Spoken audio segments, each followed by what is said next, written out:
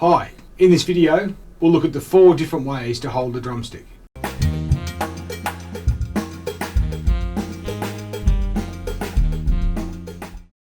The 3 different ways to hold the stick with the right hand is the German grip, the French grip and the half grip. So the German grip has got that sort of wrist sort of facing up to the ceiling, and it feels like it's a bit of a heavier stroke because the wrist is sort of coming down on top of the stick. It's great for developing control and it's good for those bigger muscle groups in your forearm, and it's one that I think is great for building up stamina, and it does feel like it's a little bit heavier because the wrist is coming down on top of the stick and you've got that sort of weight of the wrist. So to develop it, I'd suggest just bouncing the stick on the pad, getting the stick to respond with the rebound and just following that stick back up with your wrist. Now I'm playing these as like sort of half full strokes, so not sort of big slamming strokes. I'm trying to control the wrist here and sort of get a touch to the stick that sort of responds to rebound and doesn't feel like it's too loud or out of control. Okay, so the next one we're going to look at is the French timpani grip, where the thumb is pointing up to the ceiling. Now the fulcrum or balance point of the stick is resting between the first finger and the thumb here, and the fingers are sort of acting like the engine, if you like. So you're trying to control the rebound with the fingers and let the stick to sort of pivot on that sort of balance point. Now it's a lighter stroke, which makes sense because the fingers are under the stick and it feels like the engine, if you like, is coming from underneath as opposed to coming sort of down on top of the stick with the wrist. So it's that sort of lighter touch, I think.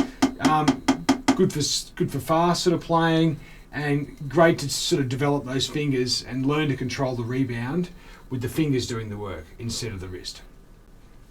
And this brings us to the last way to play, which is what's called the half grip.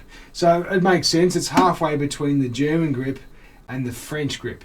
So the thumb is pointing up on a 45-degree angle, which makes sense. It's halfway between the French, which is pointing up, and the German, which is pointing across. So about 45 degrees, and I'm just trying to control that rebound again with the hand in that position. Okay, so you'll notice that the stick is sort of parallel with the forearm and you're getting that sort of nice open relaxed bounce.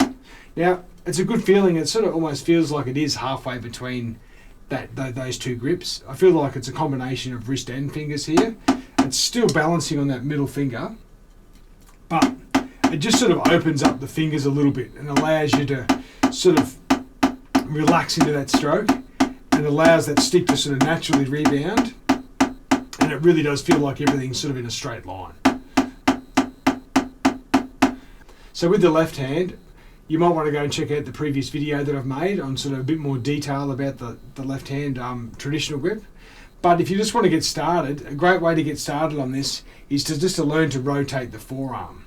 Okay, so if you put the stick sort of in that balance point again, which is around the flag and the Vic Firth sticks, about 1/3 from the base, and just get used to sort of moving and rotating that forearm and allowing that stick to sort of rebound. Okay, so it'll look like this. So some common things I see with students is trying to use the thumb as the sort of engine, if you like this sort of thing. Now that's something we can get into later, but just initially, just keep that fulcrum in that base there. Keep the stick in the base of that fulcrum and just work on trying to control that a little bit without it sort of feeling like it's going to run away too much, and keep the forearm nice and straight and just rotate that forearm. Okay, other common things I see go wrong with this is the bent wrist.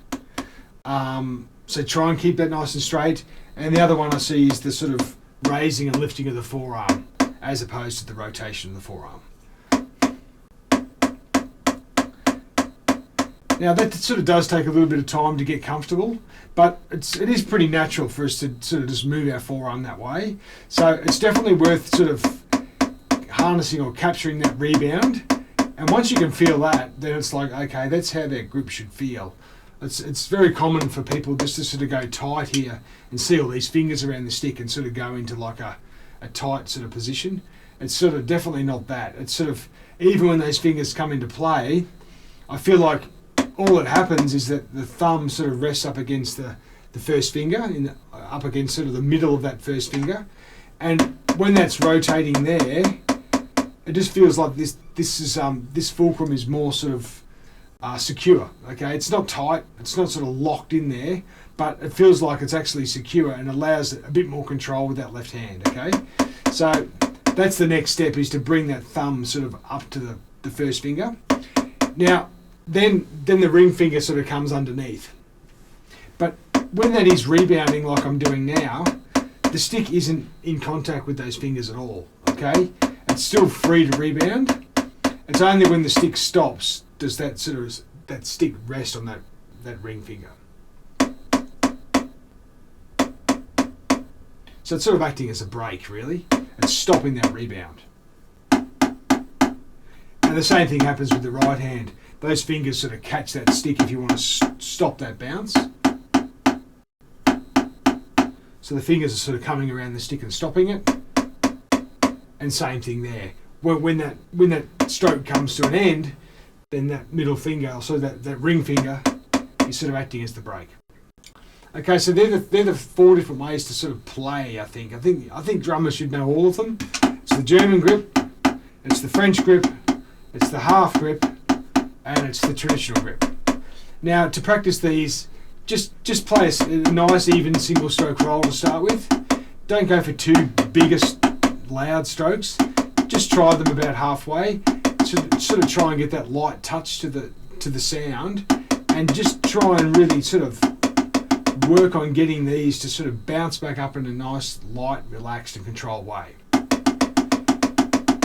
I've been practicing these a fair bit with my laptop sort of open and the camera on my hand, so I can just check in and have a look of how I'm actually practicing, making sure things are looking good from sort of like a mirror image. So a mirror is great as well, just something where you can see your hands and you can maybe see them from the opposite angle and make those little minute adjustments if you need to, so everything's looking sort of in line and everything looks like sort of it's rebounding and the sticks are at the same height.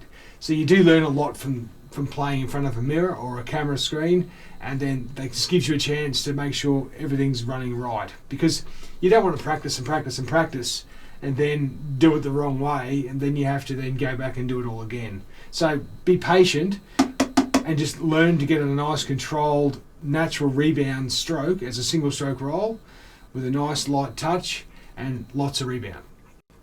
Okay, that's the end of the lesson on the 4 grips. It's been great fun making these videos. I look forward to the next one. Take care and cheers.